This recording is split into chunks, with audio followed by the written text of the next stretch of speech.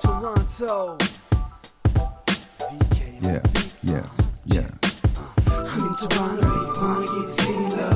You could remix this song if you like, Chris.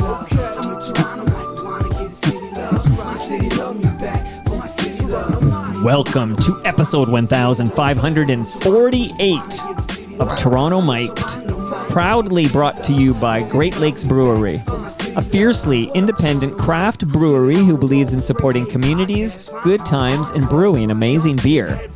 Order online for free local home delivery in the GTA. Palma Pasta. Enjoy the taste of fresh, homemade Italian pasta and entrees from Palma Pasta in Mississauga and Oakville. The Advantaged Investor Podcast from Raymond James Canada.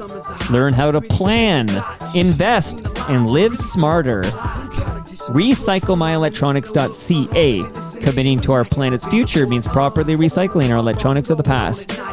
And Ridley Funeral Home, pillars of the community since 1921. Today, making his Toronto Mic'd debut is Chris Birkett. Birkett? Say your last name, Chris. Birkett. Birkett. Yeah, but Canadians say Birkett, which I kind of like because it sounds like French. We Canadians get it wrong all the time. Birkett. Birkett's good. Yeah, okay. Yeah, it's cool. Both are good. What a pleasure to meet you, Chris. The pleasure is mutual. All right. Now, a lot of ground I want to cover. Now, who is that? That's a reminder that you have an interview with me. Stevie Wonder. I was going to say, you turned off your ringer and you said you don't want to get a call during this chat. And I said, it depends who's calling. I had visions of Stevie Wonder or Elton John, one of these big musicians giving you a call. I'm like, put them on speakerphone. Let's talk to them. Yeah. Well, Elton might call me during the interview, but, we'll let him go to voicemail. Elton's, I can tell you, another show I produce, Mary Jo Eustace has a show called Senior Bitches, and she had David Furnish on her show. So I was zooming with David, and Elton was like in the next room. So I zoomed with someone who was really close to Elton. That's as close as I've got. Have you met Elton John? No, I didn't have the good fortune to meet him. Our paths never quite crossed, but I know a lot of people that work with him, a lot of the musicians that played on his records and all that stuff. I met all those people, and I think Gus Dudgeon produced most of his stuff, and I used to work with Gus down at Tapestry Studios in London. Okay, so let's find out a little of your origin story and hit some hot spots along the way. And I have new music from you, which I'm excited to play and discuss here. But we take us back, like music. And I was reading this in your bio, Chris. I don't want you to think I've been doing some hardcore investigative research, but music's been your salvation since the age of 8. So what happened at 8 years old, 8 years young, I should say, that you figured out that the guitar could provide an escape from the poverty and violence of your hometown? Well, I've always had rhythm in me. I'm actually a natural born drummer. And so when I was a kid, even younger than 8, I was in the Sea Cadets band playing military snare drum. And I was pretty good. I mean, they'd show me a rhythm and I'd pick it up straight away, and the other guys would all be like studying it for 3 weeks. I just had it just like that. So I obviously had that thing. But when I was about 8 years old, I was just dying to get into a melodic thing, so music and the melody of music. And I had because I came from a very poor family. My mother and father split when I was 4. Me and my sister just grew up on our own, basically, with a wicked step monster looking after us. And it's that kind of story. A lot of people have that background, unfortunately. But I was determined to play music, and of course I couldn't afford an instrument, so I looked around in some garbage, found some wood and some nails and stuff, and I actually made my very first instrument. And I managed to scrounge some banjo strings off somebody, and it kind of sounded like a koto, it's like ding, ding, ding, it kind of sound. Yeah. But it was a way of making music, and that went on from there. When I was 12, I saved up every penny I could find and got my first proper guitar, which is a Fender Stratocaster copy. It's called a Top 20 from Japan at the time. It was really cheap, probably equivalent to about $50, on like an online magazine thing. I purchased it, and that was my first real guitar. And then I formed a band, and in my local Farnborough where I grew up, and that band we played like Led Zeppelin but anyway, my main thing about the guitar is most of my peers, most of the people I grew up with, ended up doing time in prison. And I'll give you an example. I was in my room learning the solo for Highway Star from Deep Purple. Of course. And my friends were out robbing a Chinese restaurant, which they actually got caught doing, and they ended up, getting punished for that. And I missed that episode because I was learning some music. And that's the kind of story of my life. There's been many instances where it's really kind of, it's just saved me being in love with my guitar. So this is a suburb of London, right? Yeah, it's called Farnborough. So what's going on there that you've got such poverty and violence going on? And just help me out as a guy who's never been there. Well, it's kind of, I grew up in a place called Hawley Lane Estate, and it's kind of you'd call it an affordable housing place in Canada. We call it Council House Estate. And it was all like subsidized housing. Yeah, kind of. It was really cheap rent, right. They're all broken families, they're all like single mums and that sort of stuff. And a lot of it wasn't so many drugs in those days because that didn't really kick in until later. But it was a lot of violence. You couldn't really walk around safely in the evening, without being attacked by somebody. So it's another reason why I kind of stayed in a lot rather than going out and getting into trouble, Well, music to the rescue. Yeah, exactly. It's as I say on my bio, but also this album that I've just put out, which is called She's My Guitar, has, it's all about that, the love affair with my instrument. So we're going to visit the present tense for a moment and then go back. Yeah, let's do it. She's My Guitar. This is basically a love letter to that guitar that saved your life. Yep, that's it. Title track. Let's hear a little bit of this. Yeah. Looking at her body every night, so clear and so bright, she treats me right. Running my fingers through her strings, I know that everything will be alright. All those secret curvy corners puts my whole life into order. My guitar, she sings to me so true. I can hear sweet melodies from you. So where did this love song to your guitar come from? That's a good question. I was contacted by a songwriter friend, Joanne Baker Thornley. She lives in Toronto, and she asked me if I'd be interested to participate in the acoustic guitar project. It's an international project where they take this guitar, specific guitars. I think it's a Martin, so it's a really nice acoustic guitar. They take it to lots of cities in the world, and they get a songwriter from that city to write a song on that guitar. So she brought it to my home in Toronto. I live downtown Toronto, Queen's Quay. And you should have biked here. I got to right on the bike waterfront trail. Come on, Chris. Yeah, well, I actually thought this was a Zoom meeting, so I was hanging around. Who told you that? It's my stupidity. I didn't read Eric's email properly. Can I get on that note though? Because we're gonna get back to She's My Guitar, but then I really want to go through your history and music because I mean. You know where I'm going to want to go, and I got places I got to visit because you've done some fascinating stuff. And then I'm going to close with this new album again. But when you're doing these, promotional chats and stuff, because of course you want people to know about She's My Guitar, which is your 4th solo album, and of course a collection of guitar-inspired songs, and this is the title track we're listening to right now.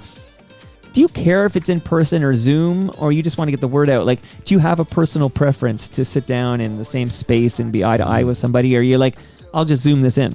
I have to tell you, this is one of my favourite interviews so far because this is actually in person.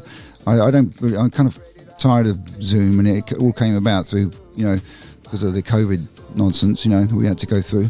And people have become very isolated, and I think that's caused a lot of mental health problems. And I think we need to get back in and talk to each other, person to person again. So it's a real pleasure for me to do this.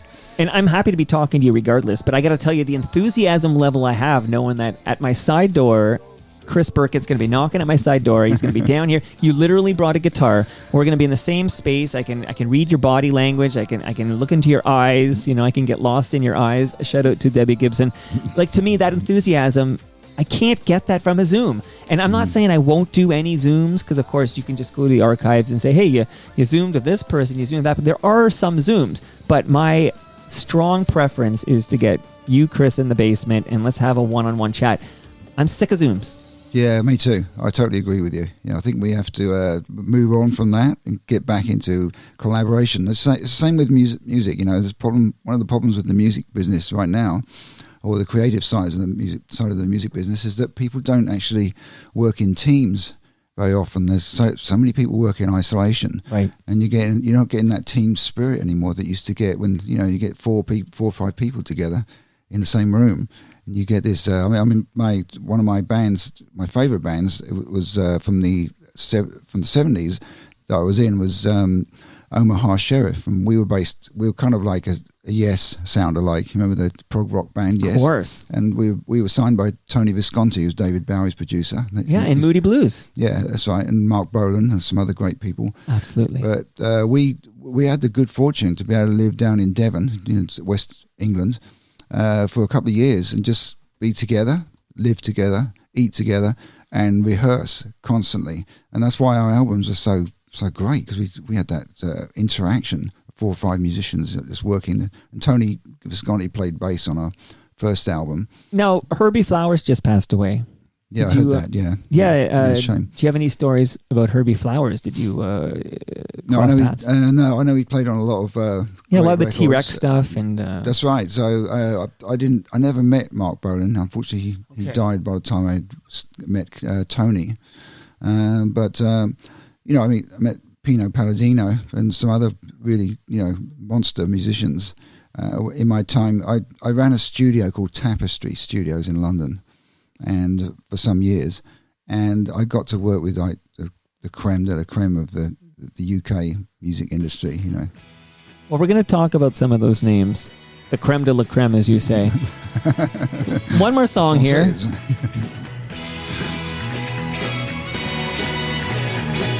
And then we'll play a game of why is Mike playing this song?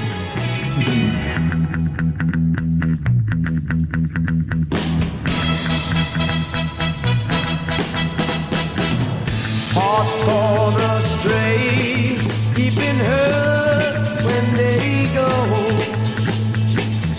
I went away just when you need me so. You won't regret, I've come back begging you. Won't you forget, welcome love we once knew. Open up your eyes, then you realize, here I stand with my everlasting love. Need you by my side. Sing along. Who can resist? Do I even want to talk to somebody who can resist singing along? You should be singing along. Why am I playing Love Affair, Everlasting Love? How much time we got? 'Cause I could tell you the story. We'll make time for this story. Okay, right. So basically, I was living as a homeless musician in London. I just ran away from home at 19, and I got a job in a gas station so I could find a place to live. And 2 o'clock in the morning, this guy came in and said, "Are you Chris Birkett, the guitarist?" And I said, "Yeah." And he said, "We're going to Germany for 18-month tour, so we need a guitarist. Do you want the gig?" I said, "Yeah, I'd love to come." So I thought it was like, rehearsing and all that stuff. But I said, "When are we going?" He said, "Tomorrow morning at 7 o'clock." So I had to make an instant decision whether to take this job or not. And of course I decided to.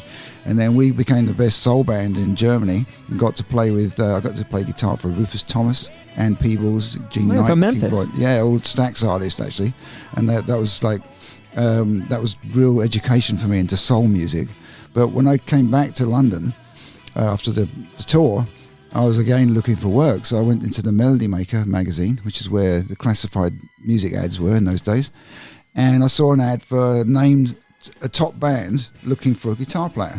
So I called them up and they arranged an audition, and it turned out to be Love Affair. So they gave me the job, and I got to. I shot straight from like, homeless musician sleeping under hedges in London. You were in Love Affair. Yeah, I joined the band. Yeah, and we toured for about 2 years. We just had the hit with Everlasting Love.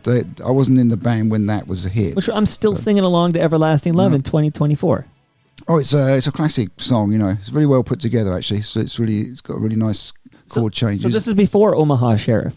Yeah. So what happened? The bass player with Love Affair at the time, I got sort of fed up with just playing Everlasting Love. I've got a really interesting story actually, which is this is the place. Here. Listen, this is the home of interesting stories. Yeah, so you're going to like this one. So we were making so much money because we were like a successful pop band, right? We were touring England, Ireland, Wales, Scotland, all that stuff, right? Constantly. Our agent said, we got to get you out of the country for 3 months this year, because otherwise you're going to hit super tax and you're going to pay a fortune, right? So he said, I'm going to book you at a club in Guernsey, which is a tax exile country in between. It's a little island in between England and France. There's 2 islands, Guernsey and Jersey. So he booked us in this big, massive club. And he said, I can't have you sitting around doing nothing. You're going to play the residency. You're going to be playing every night, sort of thing. So anyway, the second night, literally, I was on stage playing Everlasting Love, blah, blah, blah, all that still in Rainbow Valley and all other hits. And I looked down in front of me, and there's, what it's like on stage. You've got the bright lights in your face. You can't quite see the audience. So I shielded my eyes and I looked down. I thought, that looks like Jimmy Page. It can't be. That looks like Robert Plant. And so on. John Bonham, John Paul Jones. So I thought, my God, Led Zeppelin here. What the hell are they doing here? So I came off stage and I went down to introduce myself. We are not worthy, sort of thing. Yeah, from Wayne's World. It was, and it turned out to Led Zeppelin were there, and I said, "What are you guys doing in a club in Guernsey?" So we got to stay here for 3 months of tax. So they said, "Would you mind if we come up and jam with you?" So I got to jam with Led Zeppelin for 3 months.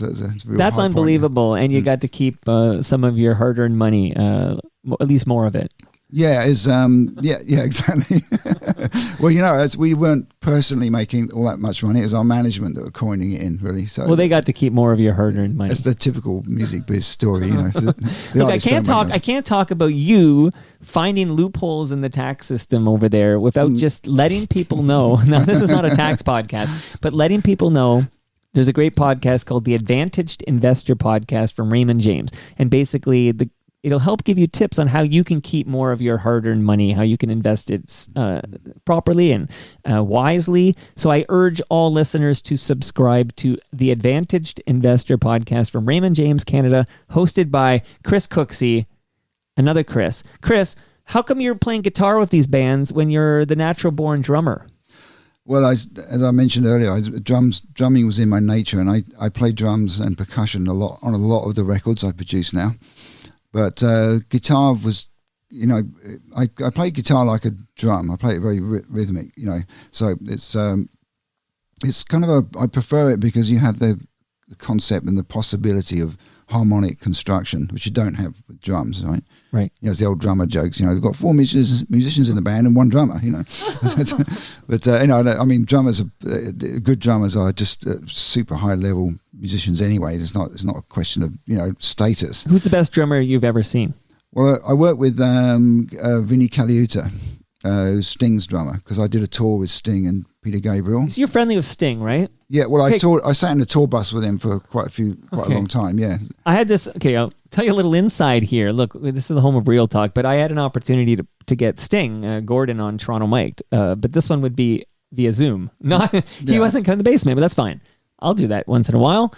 But the caveat was I couldn't ask him about the police. This was the caveat. Oh. And you're friendly with him, so you might bring some natural bias to this. But I personally didn't think that was fair to say, hey, you can talk to this gentleman, but you can't ask him about that, legendary band he was a part of I just felt like I'd have questions about, for example, the Police Picnic, which was big events here in Toronto, the Garys would put on, or their when they played the Horseshoe Tavern to 9 people before Roxanne broke. Yeah. These are things some questions I would need to ask if I had Gordon Sumner on Zoom. And just to agree beforehand that I would not ask any questions about the police, it turned me off to a point I politely passed. Am I an idiot? Am I the idiot? Because this is how I feel, and I live with that decision. But I mean, if you said to me, Mike, I'm going to come on your show, but don't ask me any questions about Sinead O'Connor and Nothing Compares to You, I would say, Chris, that's rather uncool of you. Yeah, well, there are. To give you an example, as you know, I've produced the last, or co-produced the last 5 Buffy Sainte-Marie albums, and she was involved in a controversy last year, and which is kind of still going on a bit, about being a real Indigenous person, etc. Right. I got my own views on that, but Buffy actually phoned me before this all came out into the press, and she said, "Please don't talk about this particular thing because you don't really have the information."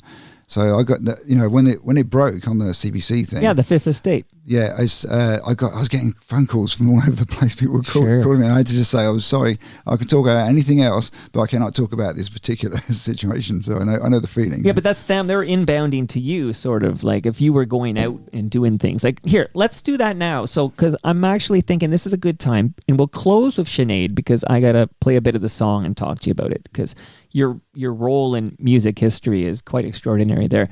But can we just maybe drop some names? And again, I don't know what you're willing to say on the record, but yeah, please tell us your role with, what I call Buffy Sainte-Marie's comeback. The comeback started in 1992, and she was signed to Ensign Records, which is a Chrysalis group. Right.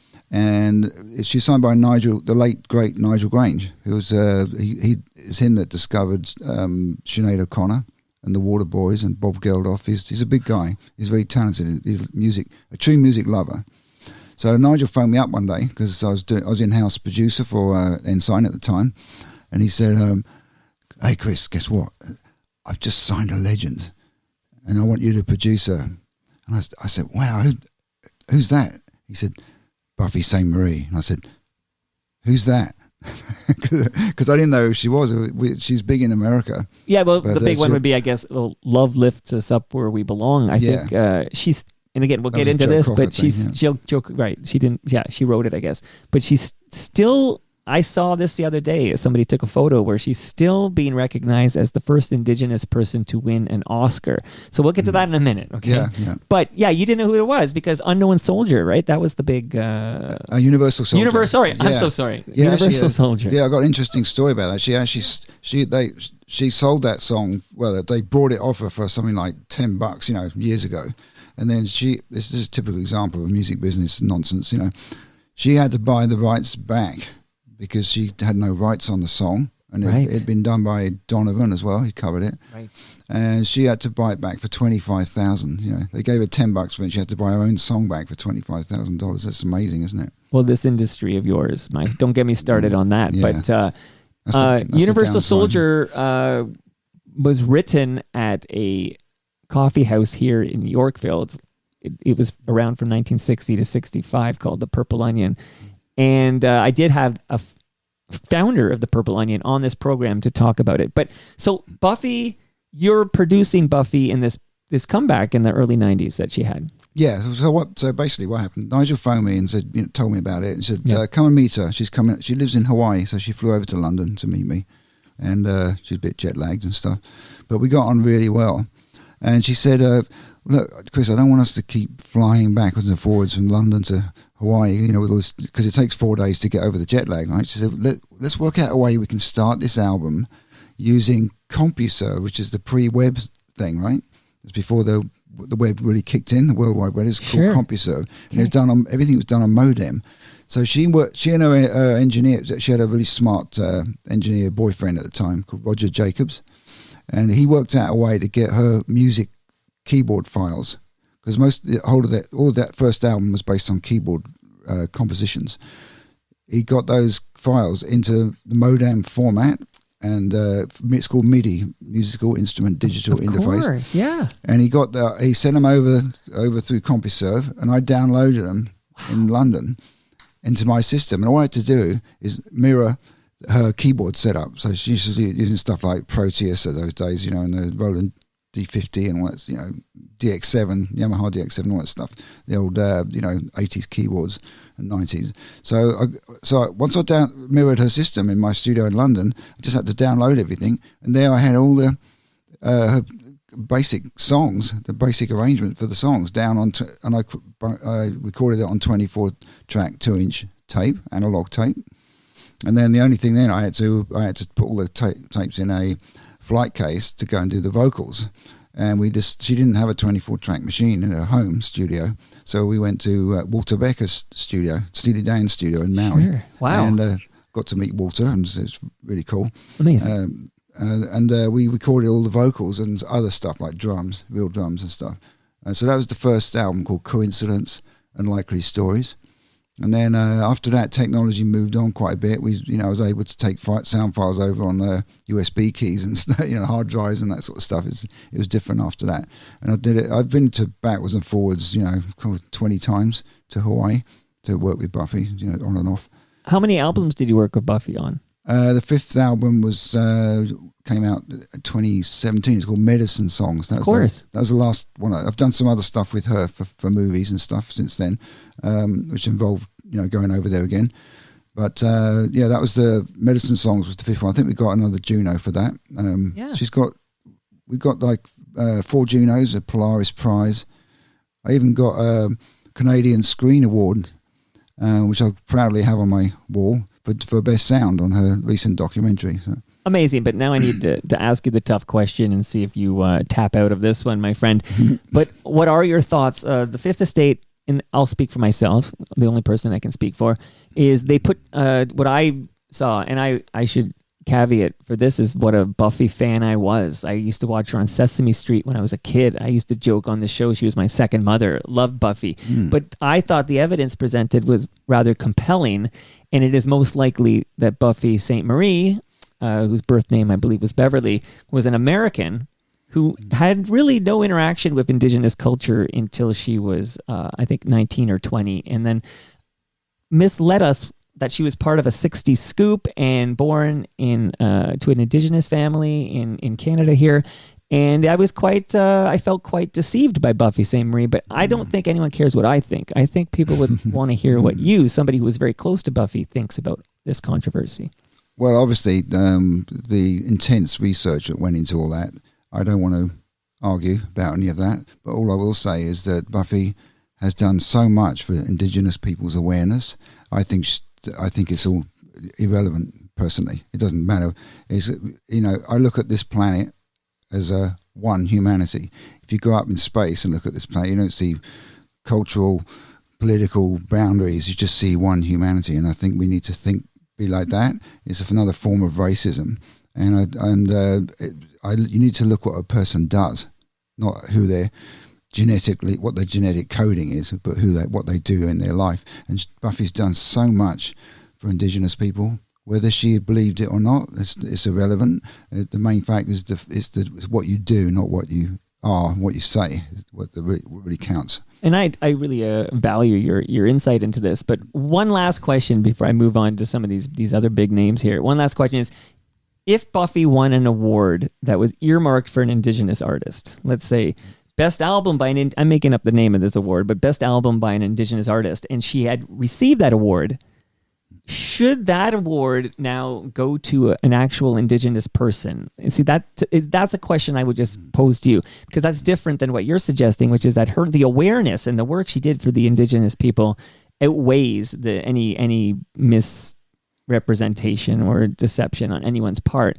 But do you think that she should give back an award if it was earmarked for an Indigenous artist?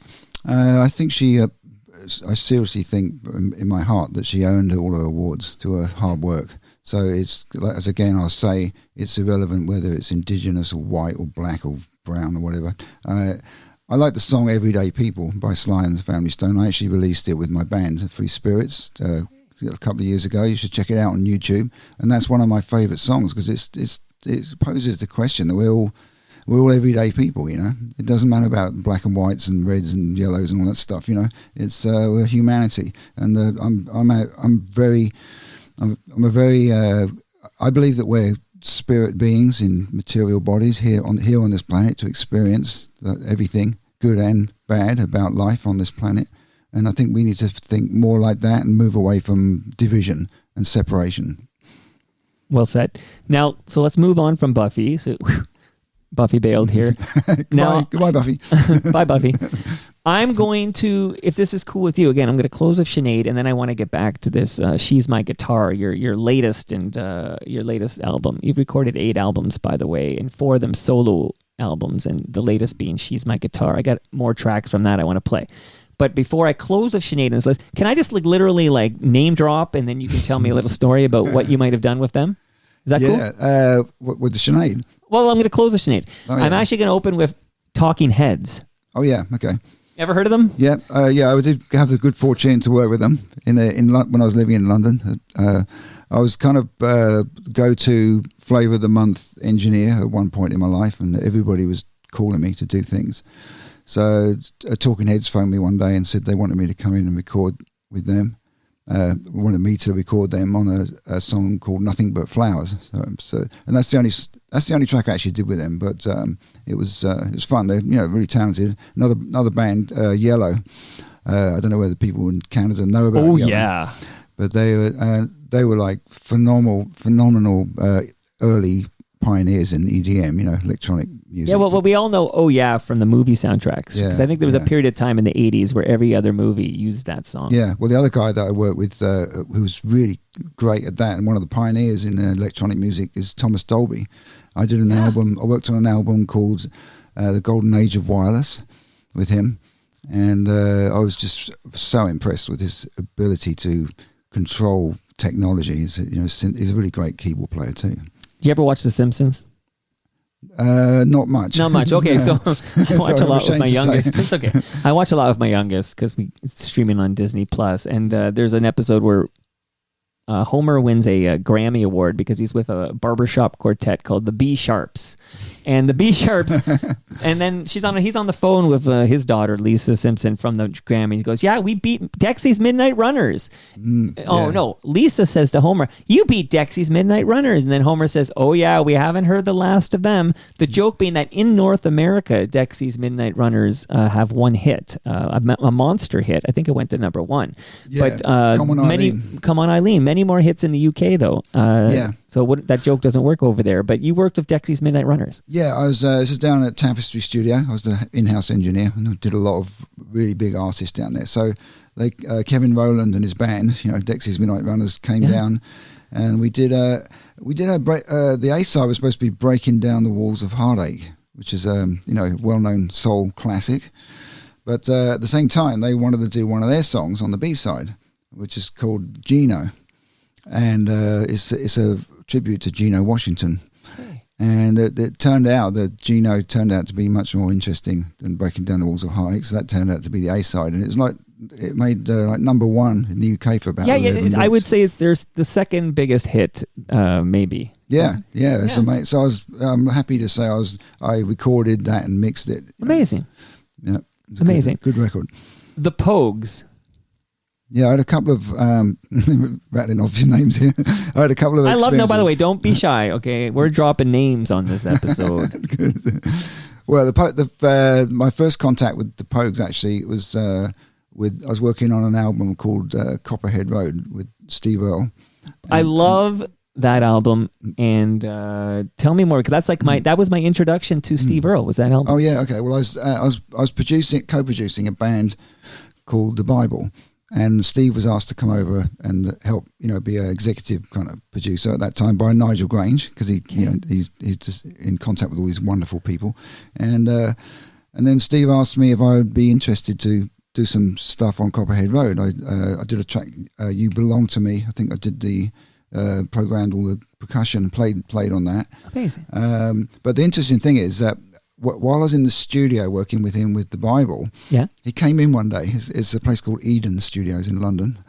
He came in with a mandolin and he said, "Hey Chris, I've got this new riff. Tell me what you think. And so I could play it for you on guitar, but it's in the case at the moment. But it's the riff from Copperhead, like ding ding ding ding ding ding ding ding ding ding ding ding ding ding ding. You know that. Cool I'm riff. topping road, Well, like a daddy before.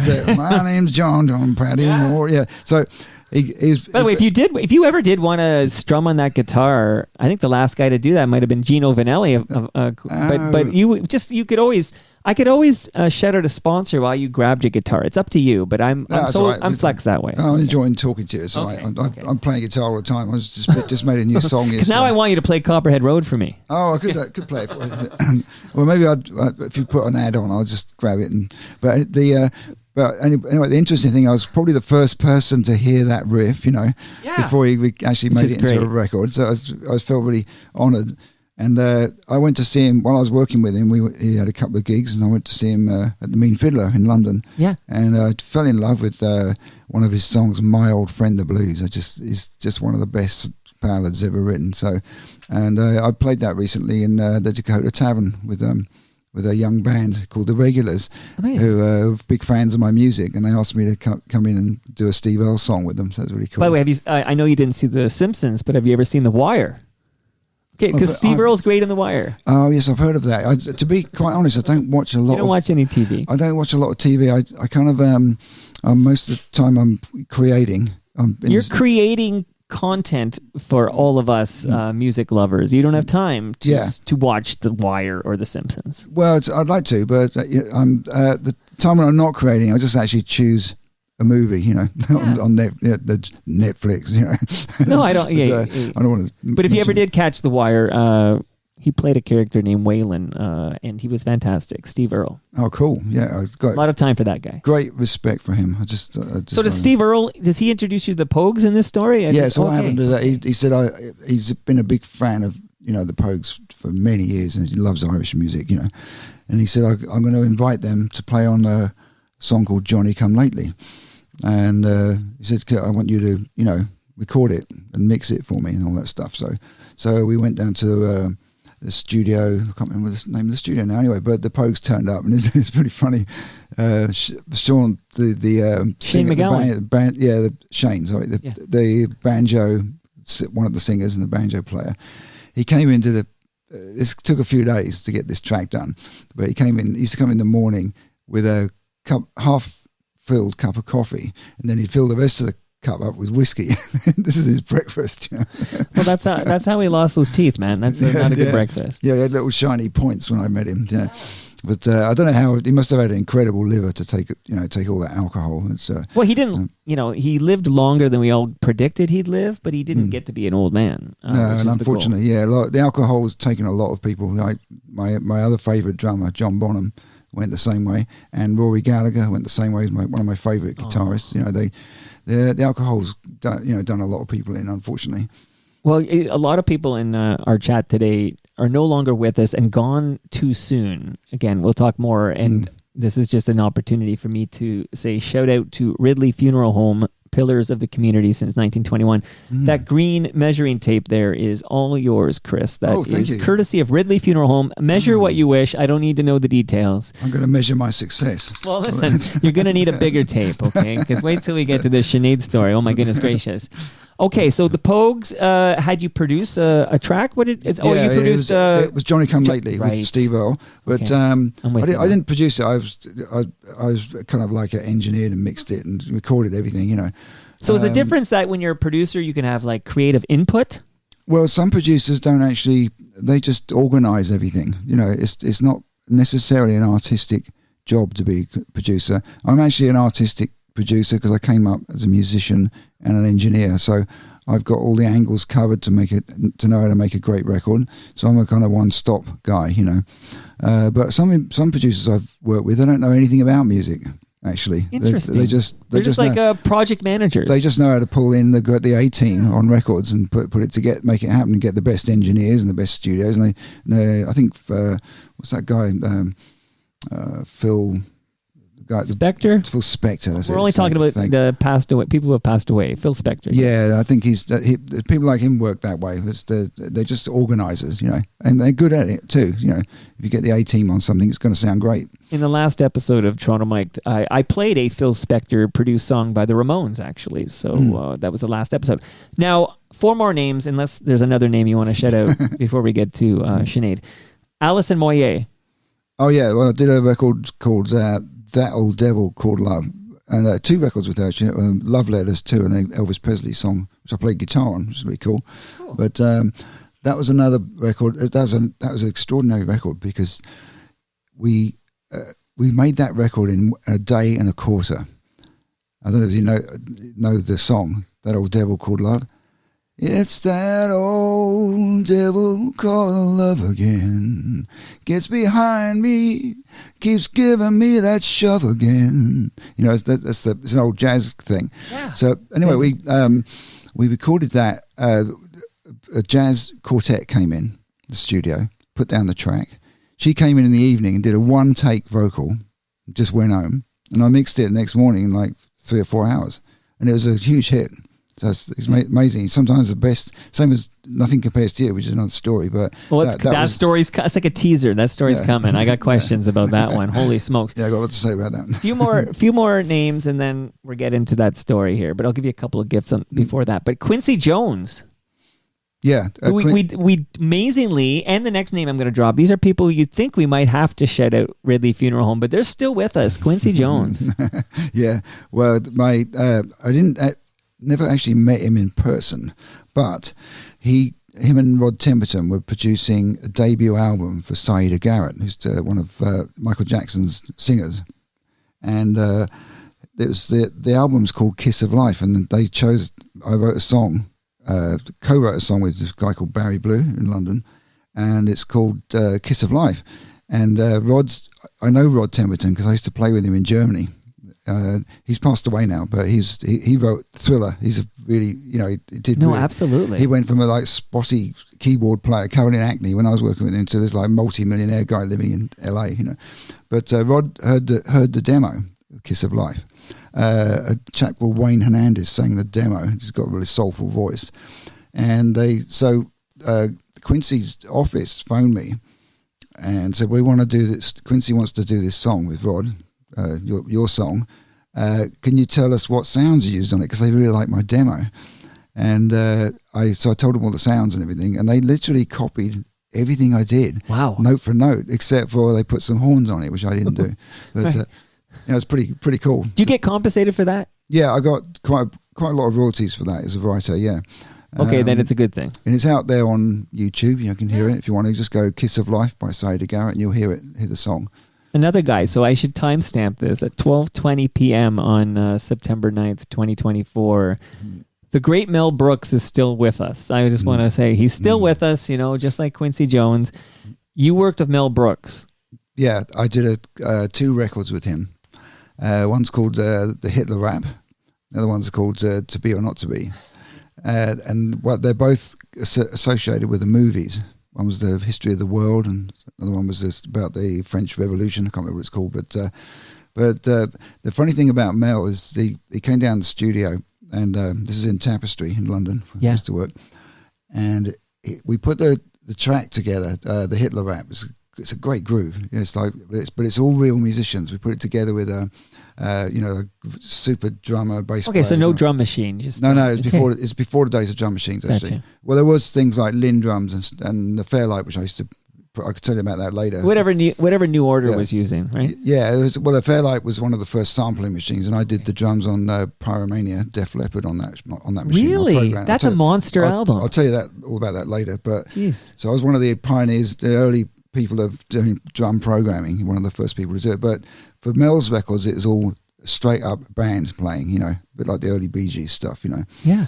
And so only Mel couldn't really rap in time. I don't even know the song because it goes, Well, hi there, people. You know me. I used to run a little joint called Germany. I was number one, the people's choice, and everybody listened to my mighty voice. My name is Adolf. I'm on the mic. I'm gonna hip you to the story of the new Third Reich. Well, it all began down in Munich town. Pretty soon the word started getting around. So I said to Martin Gorman, I said, "Hey, Marty, why don't we start a little Nazi party?" And we had an election. Well, kind of, sort of. Before you knew it, hello, new order. So all those mothers in the fatherland, I said, Achtung, baby, I got me a plan. I said, what you got, Abel? What you got, Adolf? What you going to do? I said, how about this one? World War II. That's the first verse of it, right? Wow. And the reason I know that so well, because I literally listened to it like 400 times, because Mel couldn't rap in time with the music. It's got this really sort of it's got that kind of groove, right? And he couldn't get the rhythm at all. So I just said, all right, Mel, just do your rap. And I stuck it on 1/4-inch tape, and now I had to fly it in like literally word by word off of tape into a 24-track tape. It took ages to do because it's analog recording is destructive. If you drop in too early into a record, you've erased what's there. It's not like Pro Tools where it's all non-destructive, right? So it took me a long time to get that rap in time. But the funny thing about Mel is we did 2 records with him. The other one was To Be or Not to Be. It's about Good King Louis in the Revolution. It's another really funny record. The last thing he ever said to me when he left the studio's down in the basement of London, right? London. He said, "Chris, it's been really great working with you, man." He said, "Fabulous. No stress. Wonderful. These records are going to make a lot of money." He said, "But very little of it will trickle down here." Real talk. Yeah. All right, so this is going to come out of left field, I think. But there's a song I want to play that I know you produced, and there's a reason I'm playing it. I'll explain in a moment. But a little obscure, and it's not quite the Hitler rap. But let me play this. Oh, you recognize it right away. Okay. Michael Winslow. Yeah. Cool. Michael Winslow. So on this program, we talk quite a bit about. Hold on. Let him cook. There ain't a soul around that I can't reach. I want to get my message all across the land. It's really very simple. I'm a Walkman. I can be anybody that you want me to be. Well, maybe not all, but 2 or 3. Beatbox, bass, little guitar too. I got a whole rhythm section coming straight to you.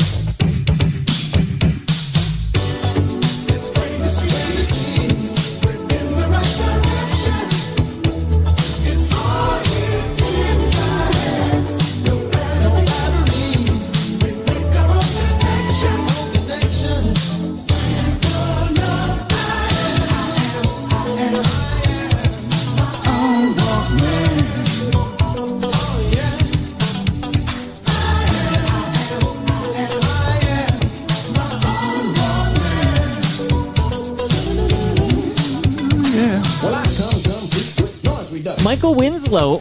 So give me a little info on this. He's fantastic, actually. I think he's fantastic, but he might be best known for Police Academy, I would think. But how did this come to be? What is this? Well, this is another great recording I did at Tapestry Studios in London, and the guy that produced it and is playing the keyboards on this is Pete Wingfield. Oh, so you're not the producer of this one? No, I'm the giving you credits you haven't earned yet. Come on. Well, I recorded it and mixed it, so Okay. it's my sound basically. All right.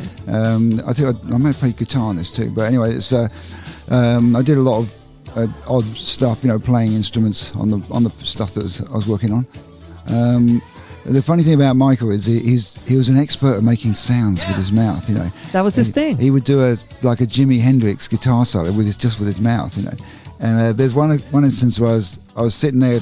He was standing behind me, and I was sitting at the console, and I heard this sound come out from the back of the room. It was like and it's the sound of a tape winding off. And I looked around. I thought the tape something had happened to the tape. he was laughing. No, away. he's amazing, right? He can mimic any sound. Yeah, he's really good. He's very gifted. He's very percussive.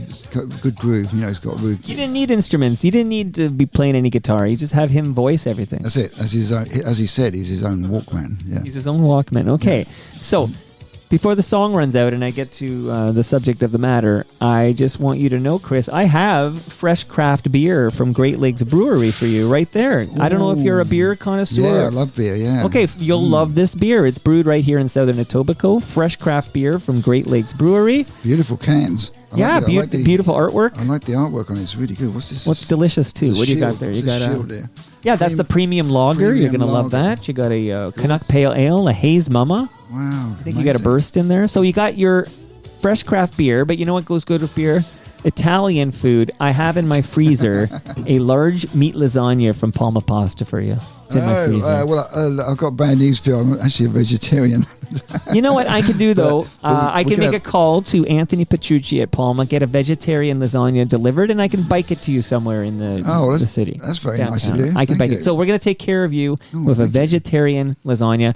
Last but not least, before I play this song, I mentioned to play it, I would just like you to know, because you probably have a drawer full of old electronics, or maybe it's a room full of old cables and they don't work anymore, and you're like, I got to clean this up. Don't throw that in the garbage, because those chemicals end up in our landfill. Go to recyclemyelectronics.ca and you'll put in your postal code, and they'll be like, hey, just a block away from you is one of our depots we've accredited. You drop it there, it gets properly recycled. It's good for everybody. Recyclemyelectronics.ca. You got it. Recyclemyelectronics.ca. Oh, yeah, that's that. Thanks for saying that, because I do have a lot of electronic. Well, I'm here to help, as man. we all have, you know. I'm here, Chris. We got to work together, right? We got to collaborate. We're in the same room. Yeah, well, actually, my wife's really into saving the environment. She's a documentary filmmaker, and really, I met her through Buffy Sainte-Marie. She was making Buffy's first documentary, right? Right. So she's what's her name? Her name's Joan Prowse, and she has a company called Cinefocus.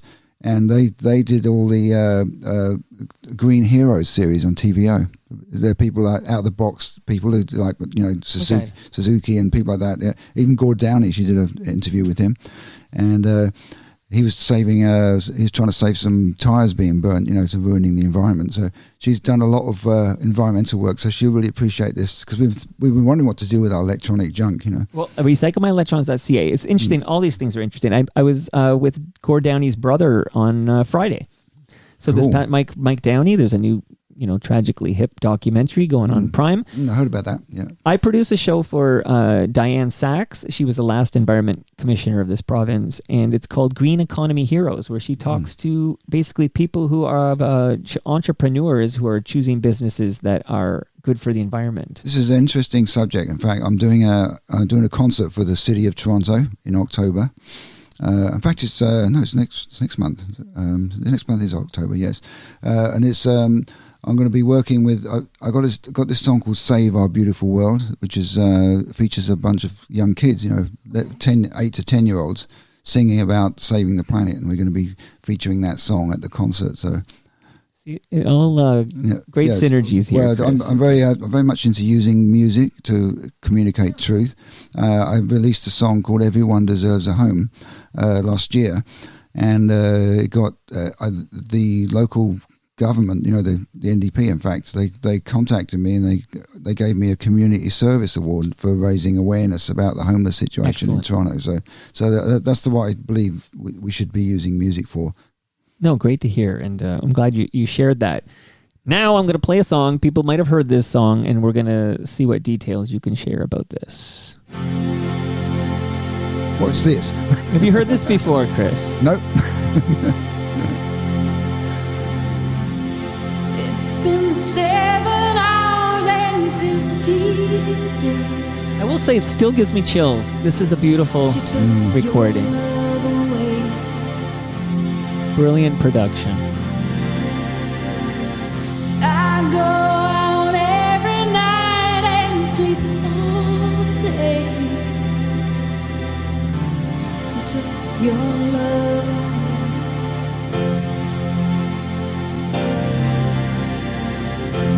Since you've been gone, I can do whatever I want. I can see whomever I choose.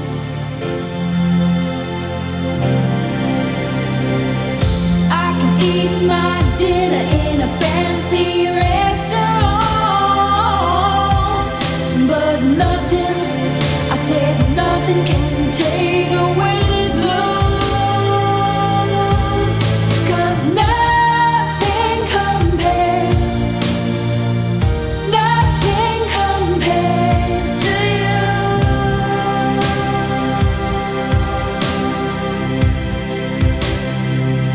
Chris, my first question is, what are you thinking about? How do you feel hearing this in the headphones right now?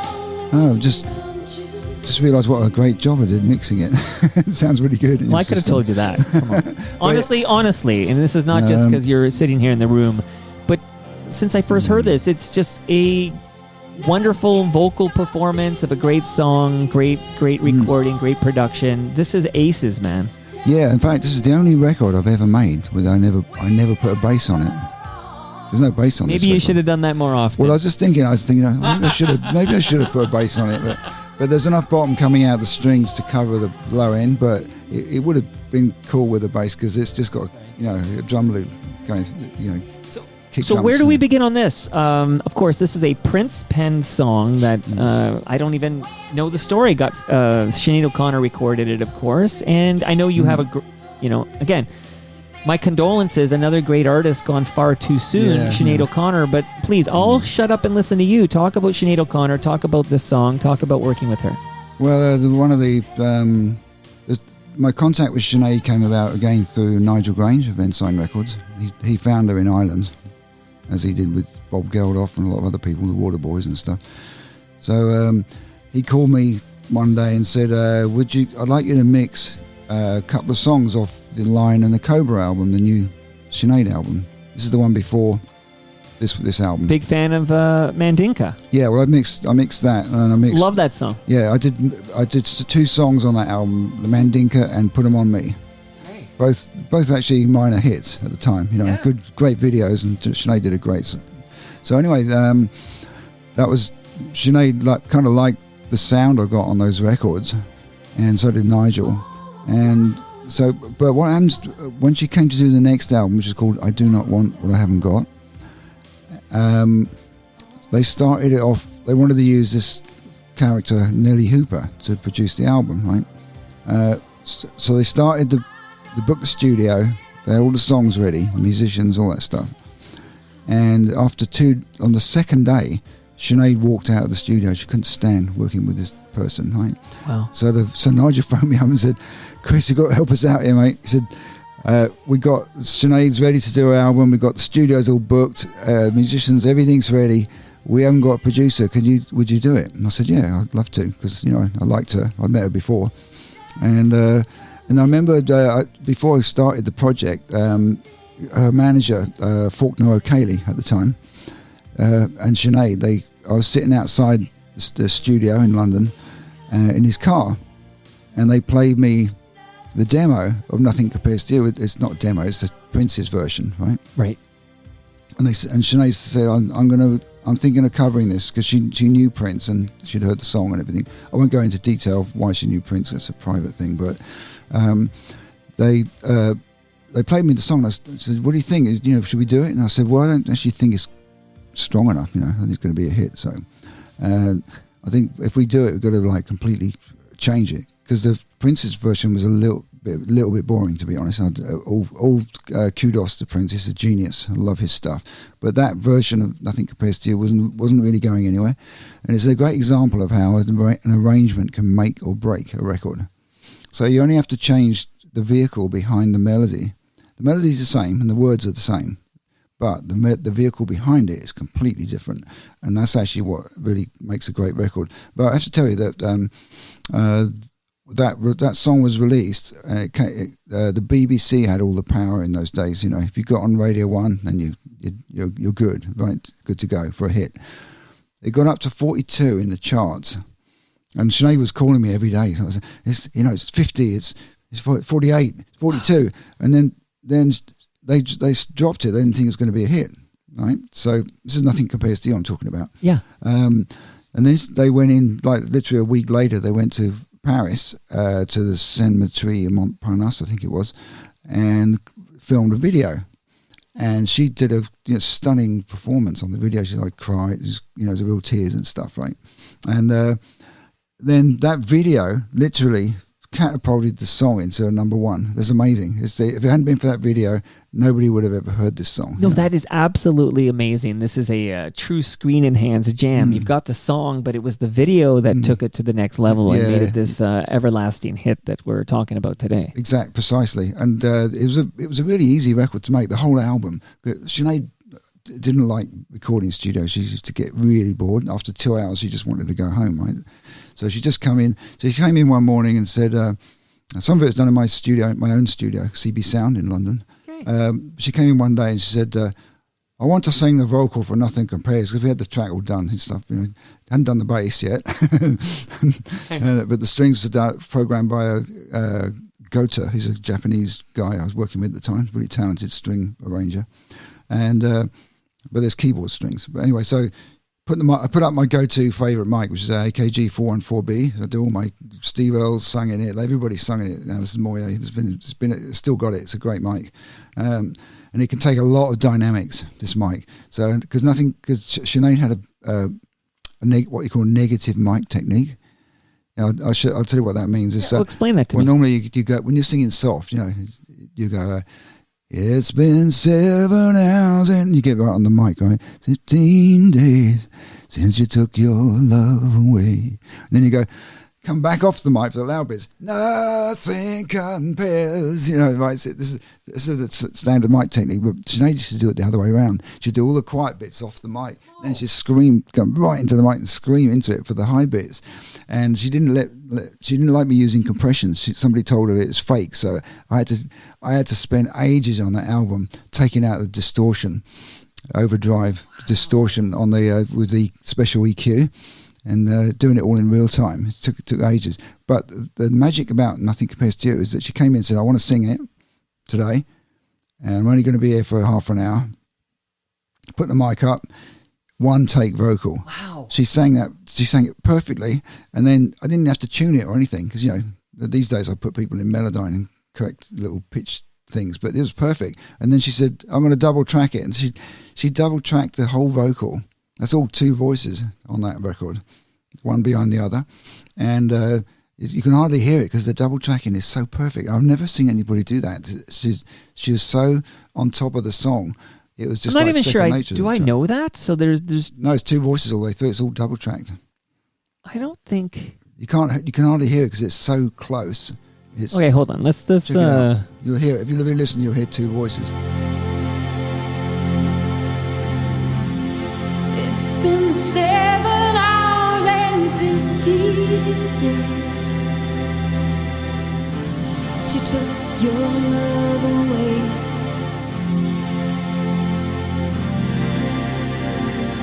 I go out every night and sleep all day since you took your love away. Okay, pardon my ignorance here. So you have the one recording by Sinead, and you simply, it's there twice? No, what happens, double tracking is just a way of thickening sound. Yeah, like I've seen like behind the music videos when they talk about, I don't know, Butch Vig will be talking about Nirvana, Smells Like Teen Spirit, and he'll talk about this technique. Yeah, just two voices there.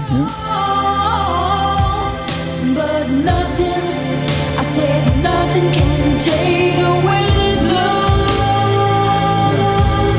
'cause nothing compares. Yeah, it's like it fattens it up somehow, or thickens it. The trick is you don't want it to sound double track, so you put the other voice way back. Sometimes you add a little bit more room to this double track, and it kind of fattens the whole sound up. So, but she did an extraordinary job because it's invisible.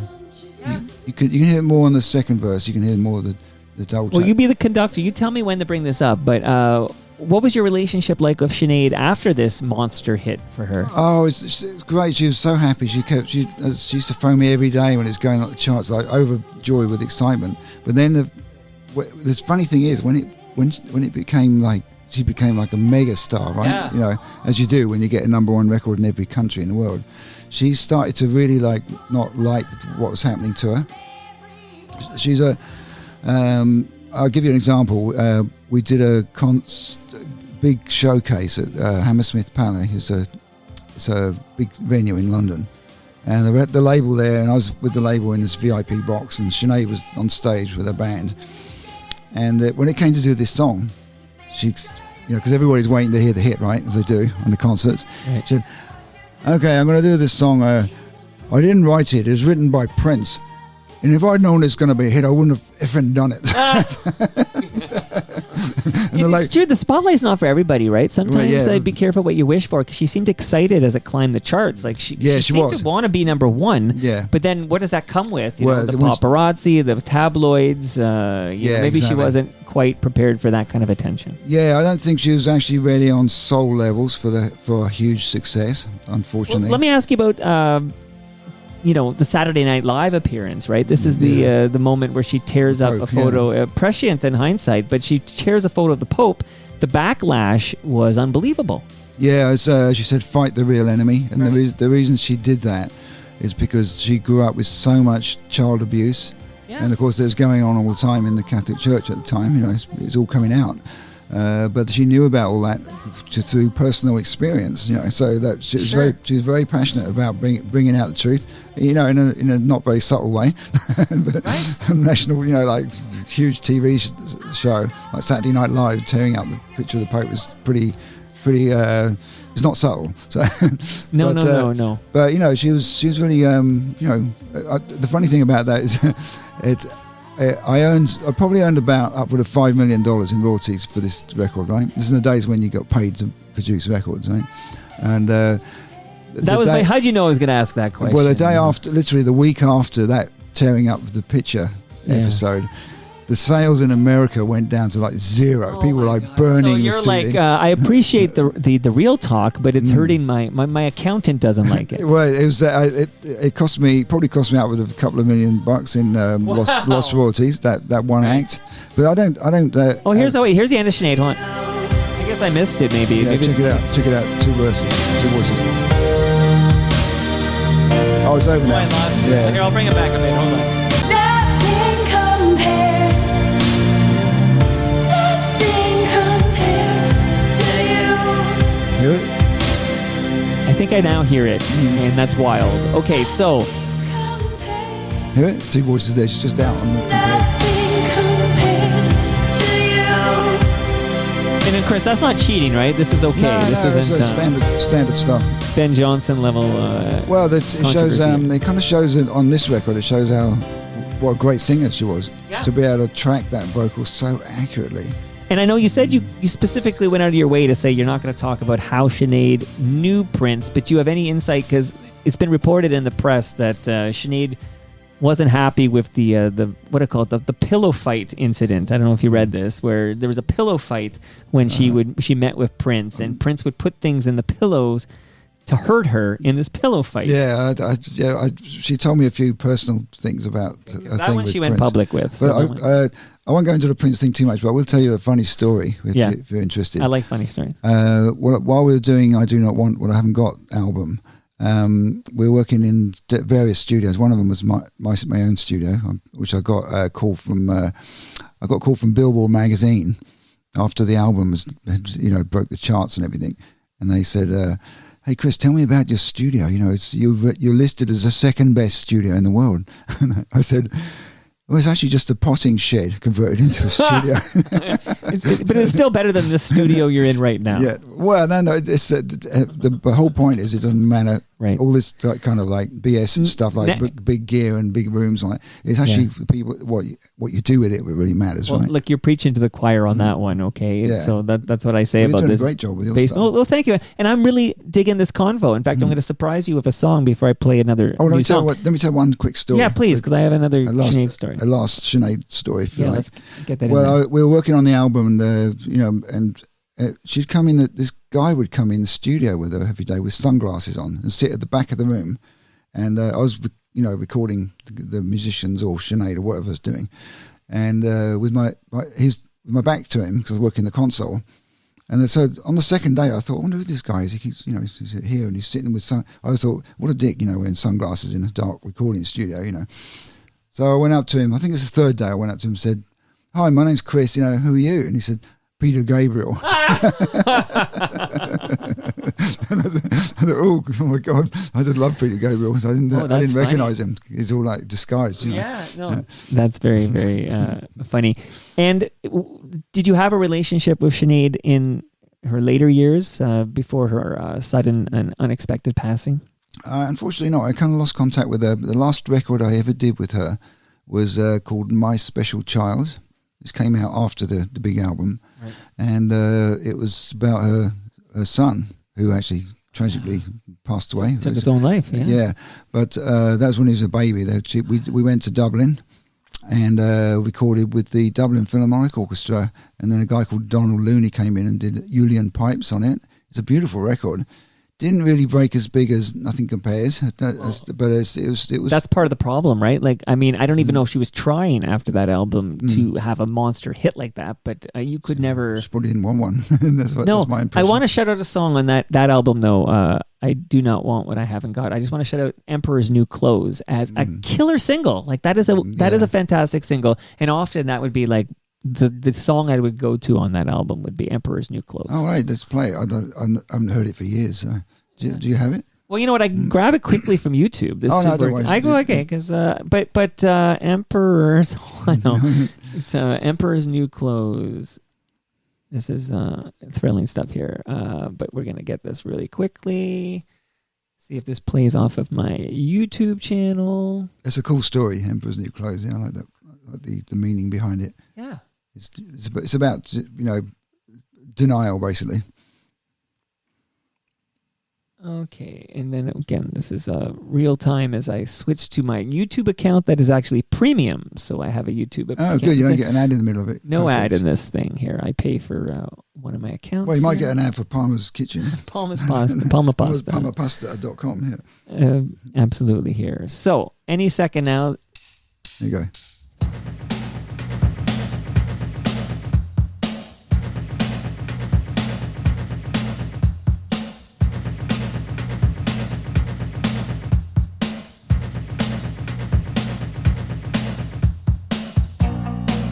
Seems years since you held a baby while I ranked the bedroom. You said it was dangerous after Sunday, and I know you love me. Hit things I just became famous, and that's hurt and messed me up. But it's wrong. How could I possibly know what I want when I was only 21? There's millions of people offer advice and say how I should be, but they're twisted and they will never be any influence on me, but you will always be. You will always be. If I treated you mean, I really don't mean to. But you know how it is and how a pregnancy can change you. I like how she says pregnancy. Yeah. It's a pregnancy. Okay, preg- very good. I got to say, holds up. Still digging it many, many moons later here. But good on you for capturing such great music. Yeah, it was a lot of fun. As I said, it was an easy record to make. I think we made the whole album in about 6 weeks. It was kind of, unlike most records I made. But, I mean, I worked a lot with Mutt Lange and Well, you were going to tell me a Def Leppard story. Oh, yeah, well, before we close with your new album. yeah. Well, basically, I'll make this brief. But I was one of the first people to ever use sampling technology. It was in the days of the only samplers around was a Synclavier and a Fairlight, and it was a $100,000 machine. Wow. So there's one down in the studio where I was working because it was owned by a guy called John Congress, who was a inherited wealth person. He had a lot of money, and Pete Townsend had one too. So anyway, Mutt Lange phoned one day and said, "We want to use the Fairlight to do drums on the new Pyromania, the album called Pyromania by Def Leppard." And could you do it for us, Chris? And I said, yeah, sure, but I need to hear the drummer's parts. What does he want to play? Because it's a monophonic machine. You had to do instrument by instrument with a code. It's murder in those days. It wasn't MIDI. Right. It wasn't like you couldn't just hit a key and then you get a kick drum. You had to write it all in music composition language. So he came down. The drummer sent me his tapes, what he wanted, and I listened to it. I scored it all out. I had to write it out in score because it's all mathematical. And then you had to put program all these drums in, and then we'd listen for. Matt was like, he's very, very, very anal about things. So it was like we had to listen to a hi-hat the whole day against a click, and they're slightly ahead, no, it's not, slightly behind, all this stuff, right? And every instrument went down like that, one at a time, until they had the whole drum kit there. And then he went off with the tapes to do the guitars, and he used to record one string at a time on guitars. He wouldn't play the 6 strings, it'd be like one string, doubled up 6 times. And so he called me 6 months later and said, "We've got to do the drums again." I said, "Oh God, what's happened?" Because we took 6 weeks to do the drums, right?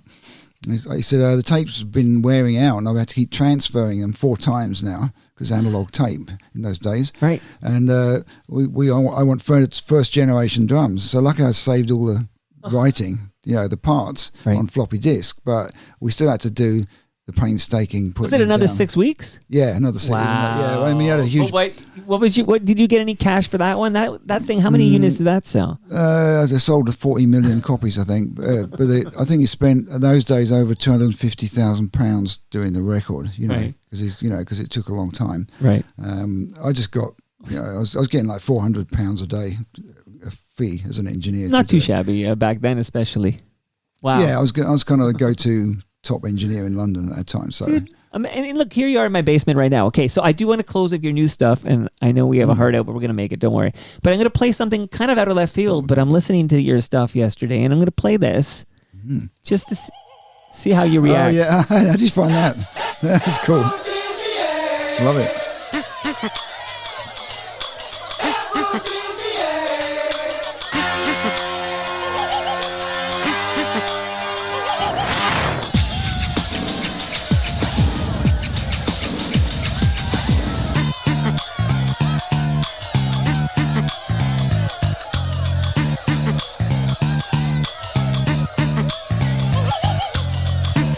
That's the deal. Go ahead, bikini.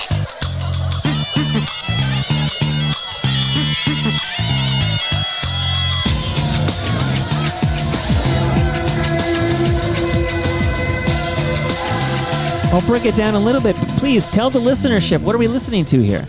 This is Aphrodisiac by Chrysico. That was my band. I was working with a guy called Barry Blue, and I came up with this. I took that whole track on a S950, Akai S950 sampler. I had all these samples from Africa because I've worked all over the world recording things. So I put this. I had this song called Aphrodisiac, but it was as aphrodisiac, the Like an aphrodisiac, yeah. The enhancing thing. But not that we need that, though. So I come up, I put the whole thing together, and then Barry, I was working at his studio at the time, and he said, "Why don't we call it Afro Dizzy Act and get like a girl, these 2 black girls who are twins, to be to go out and promote it." So that's actually how the song came about. So Barry came up with 1 or 2 ideas. One was to change the title. The other one was to put the samples from the African Queen movie on, which you can hear in the back. So, and the rest of it's all my work. I put the whole thing together on the sampler, and played the keyboards and you wrote guitars. this song? Yeah. I just came up with it. It's I'm just having a bit of fun, really. That's me singing the chorus, by the way. Yeah, Aphrodisiac, love that bit. And I used, well, there's several remixes, as you know. Yeah, Norman Cook did one, Fatboy Slim did one, yeah. That's me on the organ.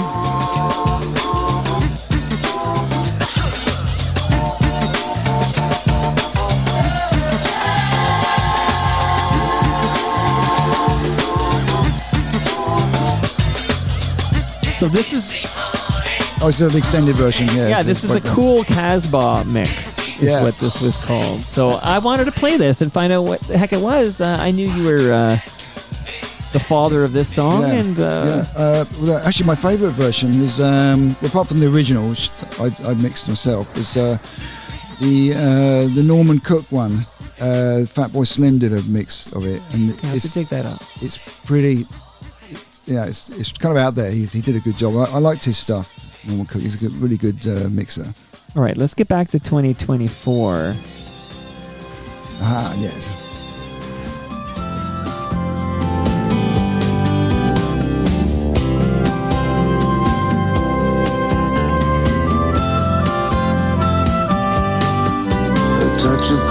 gratitude. From my head down to my feet, that's the attitude that I'm taking to the street. All of the simple pleasures, being alive. Don't need to search for treasures, they will arrive for me tonight. Rush of gratitude, from my head down to my toes. That's the attitude that will keep the love and grow. And if you listen to it, you will hear a sound of nature alive with spirit, as we change our lives and turn around, so full of gratitude. Gratitude. This is from She's My Guitar, your latest release. Love to hear it. Thank you. Wow. And you brought a guitar, but I guess, well, we won't be whipping out that guitar here, but you never know when you need to burst into song. Well, actually, I'll come back again. You'll come back again and you'll play live here. Yeah, just invite me, and I'll, All in all, this is kind of an impressive statistic. So if we take all the projects and collaborations that you've had with various artists and we add up the sales figures, we're in excess, that means over everybody, over 100 million records sold. Yeah, that's in fact that's an old figure. It's more like what is it now? Probably 200 million, I should imagine. It's doubled. And and who's buying these albums now? Well, the thing is, it's kind of stopped now. It's because everything's got free live streaming these days. But it's not records I actually sold with. I haven't received money for all that stuff, but I worked out that my name as a collaborator is on over 200 million records. Yeah. What do you think of the new model where basically you can't sell, I don't know how many units that Sinéad O'Connor album sold. Do you know? I Do Not Want What I Haven't Got. How many albums did she sell? Well, I think it's in excess of 40 million, but But today these would be streams. Like, what are your thoughts here on our way out here on this new model for artists? I think artists, I can swear on this show, right? It's my show. Yeah. I think artists are getting fucked. Yeah, totally. That's a good way of putting it. It's all down to corporate BS now, and we're not. Basically companies like Spotify, started with Napster actually, but Spotify and other companies like that are paying nothing for artists, but they're making a ton of money themselves. And there's no money now to finance the making of records, so everybody's really forced to make their records on their own, on their little laptops and with minimum budgets, but funny enough, it hasn't stopped creativity. So no. And it never will. But there's no, as I told you before, but in the 90s, I was making a really, really good living off my work. As a lot of people were. Maybe a bit too much money, but because I actually bought a chateau in the south of France with some of my royalty money and built a studio down there. But now you let's can't do actually our make a next living. episode. We're going to do it there. Do you still own that chateau? I gave it to my ex. Exes get everything. Yeah, well, I'm not really. When you get to know me, I'm not really that hooked on material possessions. I think the things that we think we own actually own us, and we. That's in Fight Club. Oh, is it? Okay. Yeah, that is a line from Fight Club. Oh, well, they must have stole it from me. Yeah, no, they probably he stole it from you, absolutely. But okay, so artists are getting screwed. So one of the main streams of revenue now for an artist is to tour. Like this is the way they make money. And I always think about all the recording artists out there who maybe for various reasons, health reasons, who knows, they can't go out and do a big tour. Like they're getting hosed. And you mentioned Napster. Well, Napster literally paid zero, but they started it all off. Now there's pennies trickling in, but unless you are a Taylor Swift or a Drake and name those like 0.01% artists, it is difficult to make anything of substance. Many a great artist has been in this basement, and then I will have a private chat or not so private chat about what they get from Spotify, and it sounds like they might be able to get a coffee and a donut, but not necessarily. Exactly. Yeah, like a million streams. You can't even buy a piece of chewing gum for a million strings. But like that's awful. Yeah, I noticed what you said about artists coming back on the road. I went to see Yes and Deep Purple at the Budweiser stage last week, and they're pretty old. They're having to go. They're having to go back out and play again, which is cool. But they. I kind of felt sorry for them a bit because some of them it's the only way to get an influx of cash, and many of them, like you, when you had a taste of success, many of them went and bought chateaus in south of France and stuff, and suddenly now you need to make a certain amount of money to maintain all of this lifestyle that you've built for yourself. You have to simplify everything. Actually, that's the thing. The danger of making a lot of money is for artists is that you, as you said, start to live to that level of income. And then it never stays the same because it's artistic. And I know so many people have just thought, well, I've got a hit record now, so I'm set up for life, and it's not true. The level of their expenses goes up. I put my kids in a really nice school, and I bought all these houses in London and stuff. I did a lot of spending, and I don't really regret any of it. It's all experience, I think we're here to experience all these things in life. And but now I'm very, very, very careful.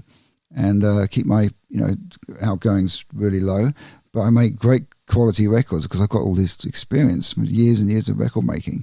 So when people come to me to produce a record, it sounds like it's been done like in the best studio in the world by the best producer ever, and they're really, people are amazed by what I can turn out. I just I've got a small home studio running a Pro Tools system with great stuff in it, and got.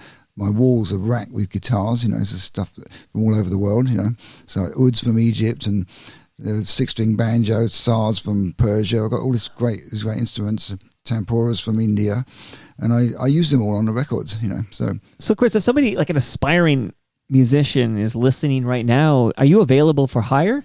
Yeah, I do. I make records for unsigned artists. If the artist is signed to a label like Buffy, I will have a certain rate. But for unsigned artists, I work for half my rate, which is really affordable. And what's the name of where's your website? I was on it the other day. Is it Chris Birkett? Birkett.ca? Yeah, Chris Birkett with an I, BIRKETT.ca. Yeah, that's it. Yeah, that's my website. People can go there. Yeah, and then if you want to see any of my social media things, most of my social media handles are Chris Birkett Music, like the Instagram and Facebook and all that stuff. And where let's be very specific. Where exactly are your 4 Juno Awards right now? Well, the Juno Awards are given to the artists that I produced. So you didn't get any Juno Awards? Because I've got. I don't actually have the physical award because Buffy's, got them all. But they're Juno Awards that were issued for stuff that I've made, so that's why. Okay, so stuff you made have won 4 Junos, but you didn't get 4 physical trophies. No, I've got a lot of gold records, stuff that I've produced. Some of them hanging on my wall. Some of them got lost in my divorce, unfortunately. Listen, I'm a divorce guy too. Worst financial decision you'll ever make, but you know what? Money isn't everything. No, well, also sometimes we end up with the wrong partners, and we don't realize until we start living with them. So that's quite natural, really. So. Are you with somebody now, or are you? Yeah, I'm not trying to pick you up, but just curious. And I'm married to Joan Prowse. She's we talked about her. Yeah, she's the lady. She's I met her at Massey Hall. Physically met her at the green room after the concert, and she does my videos now. So she produces my music videos. Well, we got to get her in the bass. Maybe your next visit she joins you and you can serenade her with your guitar. I did actually invite her, but she had to stay home because I've got this guy coming from America to meet me. He's a film music guy and he wants me to do some. So music. You're finally going to meet Quincy Jones. Yeah, it's actually not Quincy, but close to it. And he's going to turn up. Wait a minute, close to it. I'm about to do the extra, but now that you said close to Quincy Jones, can I have a clue? Can you give us initials? Give us something. No, he's just I was kind of joking a bit. He runs a company called Alibi Music, and they're really interested in me writing some film music for them. So well, good luck. And if they hear you on this program, they'll definitely proceed. Sign on the dotted line. Excellent. What a pleasure, Chris, it was to have a deep dive, a 90-minute chat with you about your fascinating career, Sinead and more. And I loved hearing the new album, and I hope people check out She's My Guitar. Yeah, thank you for playing it. It's great. It sounds really good on your system too. So Well, because impressive. somebody did a good job producing that music. If you find out who, let me know. Okay, I will. Let me know. And that brings us to the end of our 1,548th show. You can follow me all over the place. I'm at Toronto Mike. Go to torontomike.com for all your Toronto Mike needs. Much love to all who made this possible. That's Great Lakes Brewery, Palma Pasta, RecycleMyElectronics.ca, Raymond James Canada, and Ridley Funeral Home. My next guest is the guy who inspired the character played by Tom Cruise. You might know him as Jerry Maguire. That's right. Lee Steinberg, a very successful sports agent who inspired the movie Jerry Maguire, is my next guest. That should be fun. See you all then. And I play this guitar just the best that I can.